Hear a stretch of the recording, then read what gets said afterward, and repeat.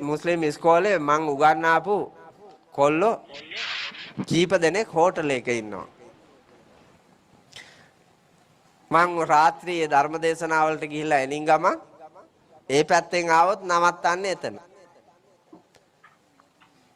මට සිංහලද මුස්ලිම්ද බර්ගර්ද ලතින්ද නැහැ. මිනිස්සුયો කොතනද ඉන්නේ? එතන මාත් ඉන්නවා. මං ඒ කඩේ නවත්තලා ගිලම්පස වළඳනවා. මං කඩේට ගියපු ගමන්ම පුතා විජහට දුවලා පත්තර කොළ ගෙනල්ලා පුටුවට එලලා මේසෙටත් පත්තර කොළ එලනවා. සුදුරේදි නෑනේ කොල්ලන්ට. එහෙම තමයි. මට ඒ ඉස්කෝලේ උගන්වන කාලේ ගුරු දෙගුරු රැස්වීම තිබ්බද කොහෙන් හරි සුදුරෙද්දක් ගෙනල්ලා දානවා. ඔක්කොම ස්වාමින් වහන්සේ කිව්වා මිස සාදු කිව්වේ නෑ පුතා. ඔව්. ස්වාමින් වහන්සේ කියලා ඔක්කොම කිව්වේ. මගේ මේ දකුණු අත කැඩිලා කොල්ල මාස 3ක් ඇවිල්ලා නතර වෙලා හිටියා පන්සලේ. මම බිත්තියේ උඩ චිත්‍රයක් ඇඳ හිටියා ඩෙස් එකක් උඩ ඩෙස් එකක් තියලා. ඇඳ ඉඳලා පොඩ්ඩක් හැඩ බැලුවා. ඩෙස් එකේ කකුල ලිස්සුවා කියන්නකො. කොල්ල දෙන්නේ උසස් පෙළ පුතාලා දෙන්නෙක් ඉඳලා ඇල්ලුවම ආවා. ඇල්ලුවට කොල්ල දෙන්නත් යට කරගෙන වැටුණා. අත බිම වැදිලා මෙතනින් අත පැන්නා. මාස ගාණක් වෙදකම් කරා. ශ්‍රී ලංකා යුද්ධ හමුදාවෙන් අවසානයේ අත හොඳට දිග ඇරලා හදලා දුන්නා. එතකන් අර ළමයි අප උපස්ථාන කළා. ඒ ගෞරවය අදත් තියෙනවා. ඒ කොල්ල තුන් දෙනා අර හොටෙල් එකේ වැඩ කරනවා. මං ගිහිල්ලා ගිලම්පස වළඳන වෙලාවේ ට්‍රැෆික් එකේ මහතුරු දෙන්නෙක් එනවා කඩේට එන්න. එතකොටම එක කොල්ලෙක් අනිත් එකාට කිව්වා පොලිස් කොත්තුවක් දාපන් පොලිස් කොත්තුවක් දාපන් කියලා කිව්වා. මට ඒක මට අමුතුයිනේ. ඒක මට අමුතුයි. ඒ ගාන මහෙන් වාංග කතංගට එන්න මහෙන් පොලිස් කොත්තු. ඒ ගමන මේක කියනවා මට පාත් වෙලා ස්වාමීන් වහන්සේ හැමදාම ඇවිල්ලා නිකං කාලා යනවා සල්ලි දෙන්න. ඒ හින්දා අපි කරන්නේ අර මිනිස්සු කාලා ඉතුරු වෙන පිඟන් වල එව්වා බේසමකට දදා එකතු කරනවලු. උදේ ඉඳලා අරවා බේසමට දදා එකතු කරලා ඇවිල්ලා ඉල්ලනකොටම අර එකතු කරපු බේසම අරක යට තියෙන්නේ ඒක අරගෙන තැටියට දැම්ම ගැහුවා දුන්නා. මම මේක ඊට පස්සේ ශ්‍රී ලංකා පොලිසියේ පොලිස් විද්‍යාලයේ දේශනයට ගියපු වෙලාවේ කිව්වා. මේ භික්ෂුන් වහන්සේලාගේ චීවරය උත්තමයි. උත්තම වස්ත්‍රයක්. ඊළඟට මේ දෙරණේ තියෙනවා නම් උත්තම වස්ත්‍රයක්. ඒ පුතා මේ යුනිෆෝම් එක. ඒ හින්දා මේකේ ගෞරවය මහමග නැති කරන්න එපා කිව්වම. ඒකට හානි කරන්න එපා කිව්වා. තුට්ටු දෙකේ වැඩ කරන්න එපා කිව්වා. මගේ ඇහැටම දැකලා මගේ කනටම ඇහිලා මන් ලබාපු අත්දැකීම්. බාන්නකෝ අර දරුවෝ කොච්චර පෙළඹිලාද මේ යුනිෆෝම් එක ප්‍රාථමික විදිහට දකින්න. ඇයි පුතා පරපුරෙන් පරපුරට හොරකම බොරුව වංචාව දූෂණය අරන් යන්න නෙමෙයි තියෙන්නේ.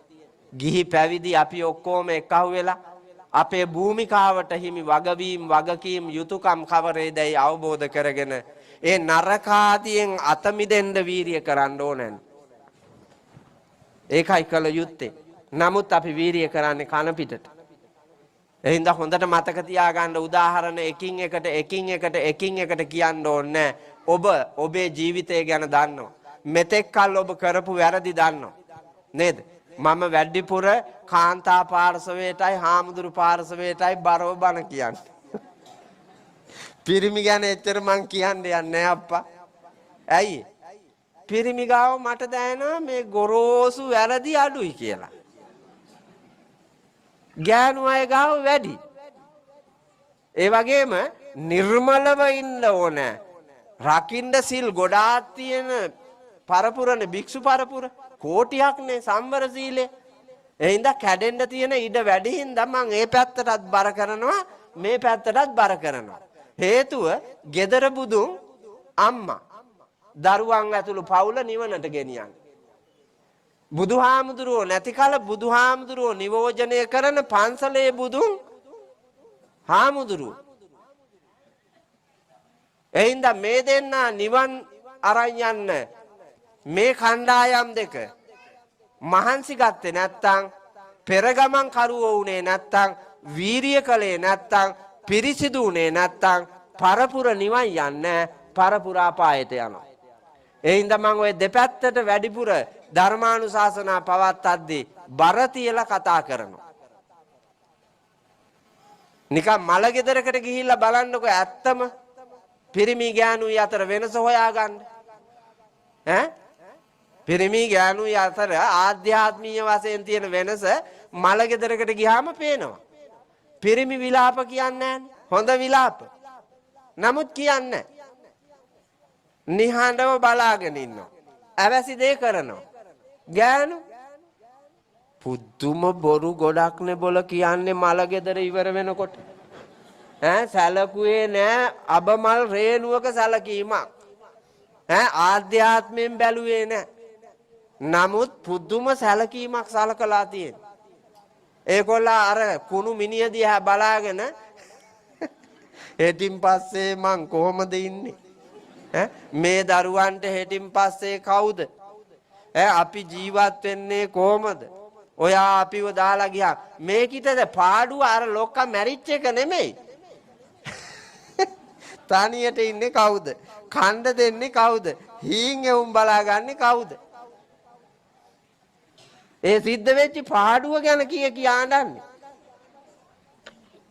මාව මේ උත්තම ගෙදර බුදුන් කියන පදවියට මාව අරගෙන ආපු උත්තමයාණන් වහන්සේ හැටියට ඔබේ එදා දෙපා අල්ලලා මගුල් ගෙදර දවසේ මම වන්දනා කළාසේම මුළු ජීවිත ගමනේම ඒ වන්දනා කළ යුතු උත්තමයා හැටියට අඩුවක් පහඩුවක් නොවි යසෝදරා කුල පරම්පරාවේ උත්තම බෝසත් කුල කතක් හැටියට මා ඔබ සමග ආවා. ඔබද එසේමයි.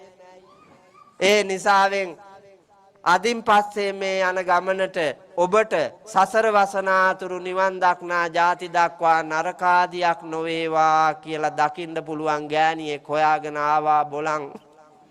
තව හම්බුන්නේ මේ ජීවන ගමනේ මට. හම්බුන්නේ ආටෝපිත සාටෝපිත අහංකාර වෛරය ක්‍රෝධය මදමාන ගති බොම තියන අය. මම මේ කියපු එක බොරුද? කොහෙවත් ඔයාලා දැකලා තියෙනවද මාමයි බෑනයි අරගලයක්? කැකන දුර. ලංකාව පුරා යන්න එපා කැකන දුර. මාමලා බෑනලා අරුබුද නැහැ. ලෝක ඉතිහාසයේ ඉඳලාම තියෙනවනේ මාමයි බෑනයි සාමකාමී නැන්දයි ලේලි ණයයි පොළඟයි. ඕයිසි මහත්තයා සාක්ෂි වැඩිපුර නඩු එව්වා. ඔව් සලකන්නේ නැහැ නොසලකා හරිනවා. දීපල ඉඩ කඩම් වලට ભેද බින්න වෙලා.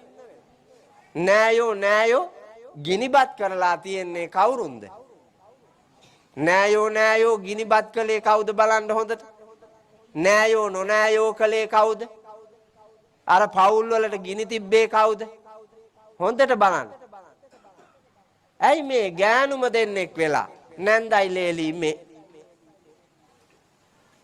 අම්මයි දුවයි වාගේ ඉන්න තියෙන මෛත්‍රියනේ තියෙන්න ඕන. පන්සල් ඇවිල්ලා සිල් ගන්නේ ඔබ වැඩියෙන්, දන් දෙන්නේ ඔබ වැඩියෙන්, පින් කරන්නේ ඔබ වැඩියෙන්. හැබැයි පිරිමිය වුණාට එච්චර නෑ දුරින් ඉන්නේ. හැබැයි පිරිමියා නිහඬව ඉඳගෙන නිවනට ලම් වෙනවා ටිකෙන් ටික. ඔබ දඟලමින් රඟපාමින් අපායට ලම් වෙනවා ටිකෙන් ටික. ඒකෙන් අත මිදෙන්න වීරිය කරන්න. ලෝකේ රවට්ටවුවාට ඒ රවට්ටන හැම මොහොතක් ගානෙම පාපයක්නේ. අකුසලයක්නේ. වංචනික ධර්මයක්නේ. වංචනික ධර්ම කියලා 13ක් දේශනා කරලා තියෙනවා. ඒ වංචනික ධර්ම ඉදිරියේ අකුසල් රැස් වෙන්නේ. පින් නෙමෙයි. ඔබ මේ වෙලාවට ජය ගන්නවා කියලා ඔබට හිතෙනවා ඇති. මං රංගපෑවා ලෝකේ රවටුණා මං දිනුවා. නෑ ඔබ පෙරදුනා.